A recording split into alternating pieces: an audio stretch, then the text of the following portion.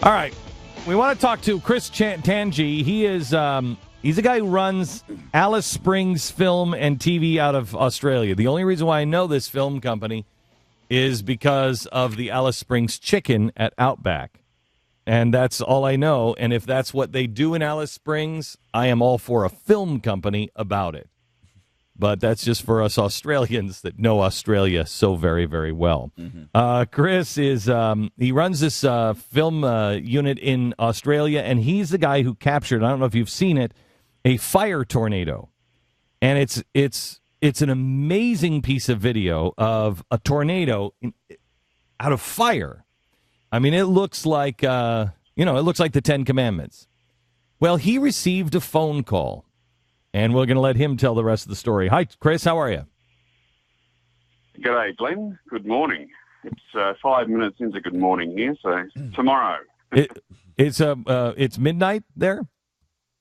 Yeah, it's a Saturday morning here, 5 minutes. So I believe because it's still Friday at the beginning. I believe since it's still Friday here, we should all become Australian and take the rest of the day off. So, Chris, you captured. You must post me some of this chicken too. Yes, you captured this fire tornado. Tell me about the phone call that you got. Okay, yeah, I got. It was actually an email. I got an email from the office of Al Gore wanting to use it in his presentations for the next 5 years, in his PowerPoint presentations, and I thought, well.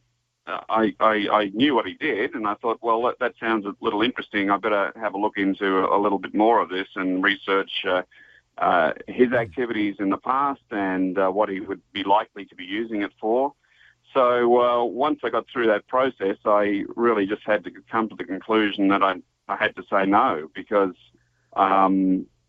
this was nothing to do with global warming or climate change or climate disruption, whatever Fantastic. It's called these days, but it was a very localized event, a highly localized event that really had nothing to do with even weather, let alone climate change. Okay, so tell me what caused this.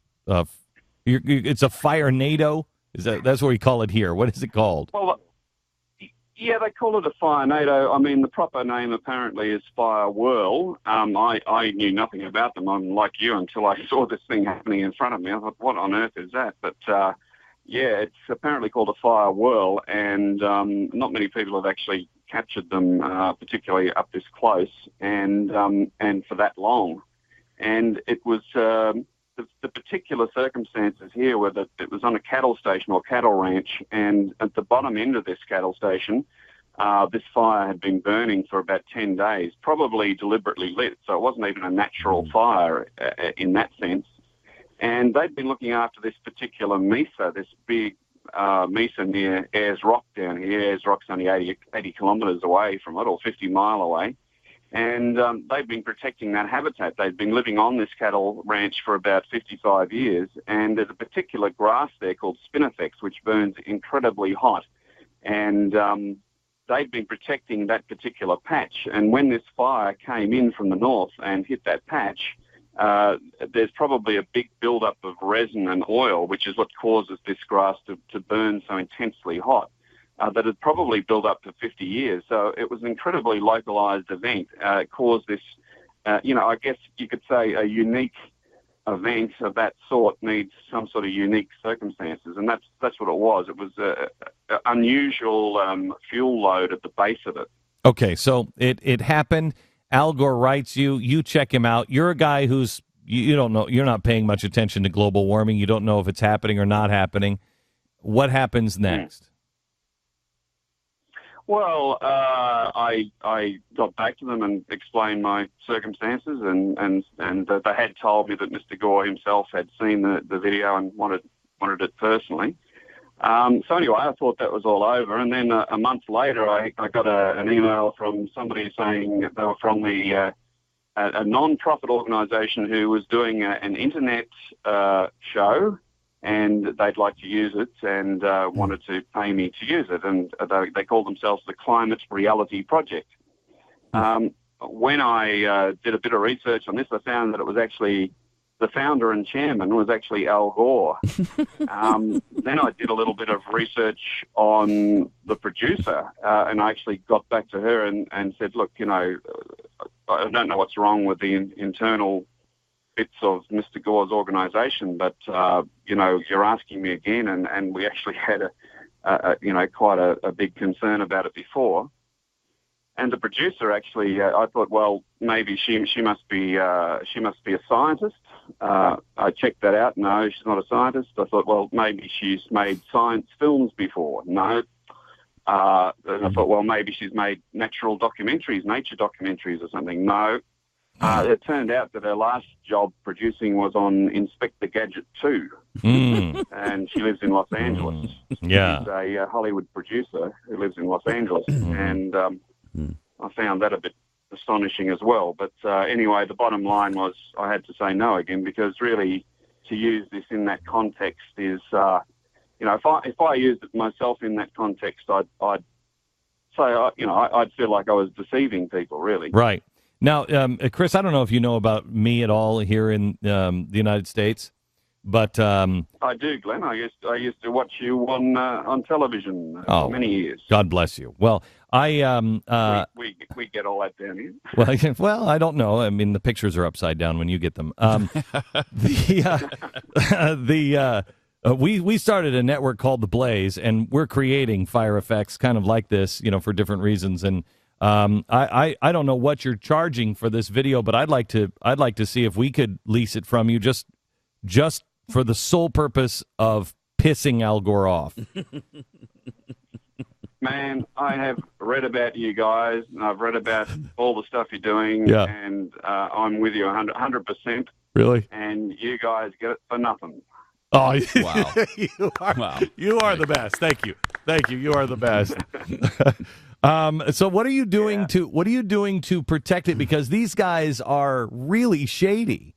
Have you talked to anybody about protecting this so they don't use it? Well, it's a little bit different. The copyright law is a little bit different in Australia in that we don't even have to put copyright 2012 and your name on it. It's automatically copyright as soon as you create the work. They call it the work.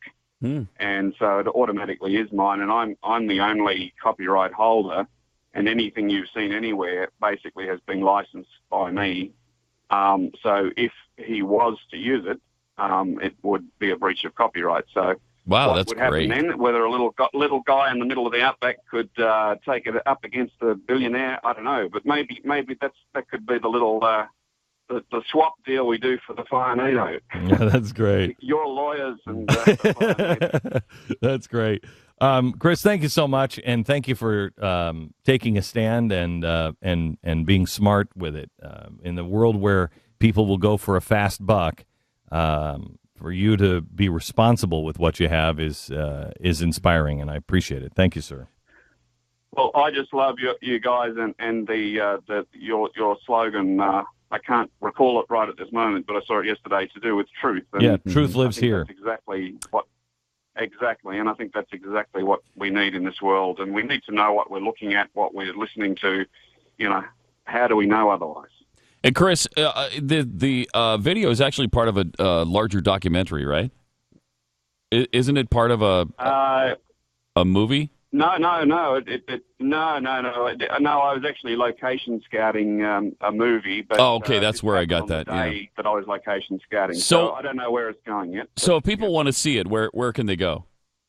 If they want to see the fire tornado, if they just search Fire Tornado Australia, there's one on Vimeo, there's one on YouTube, I think. Yeah. Great, thank you. We'll link to it on the Blaze. Thank you so much, Chris. God bless. Fantastic. Thank you, Glenn. You bet. Bye bye. I think we should. He's great. I think we should license that thing, and I we think so should too. put it on a commercial, and the commercial just should be, we really don't have use for this, but Al Gore wanted it really bad, and we have it, and Al, you can't have it.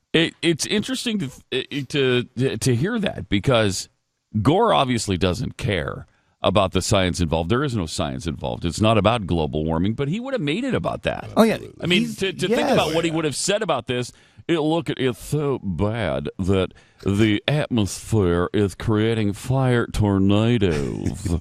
He would have done it. He would have done that. He would have done it.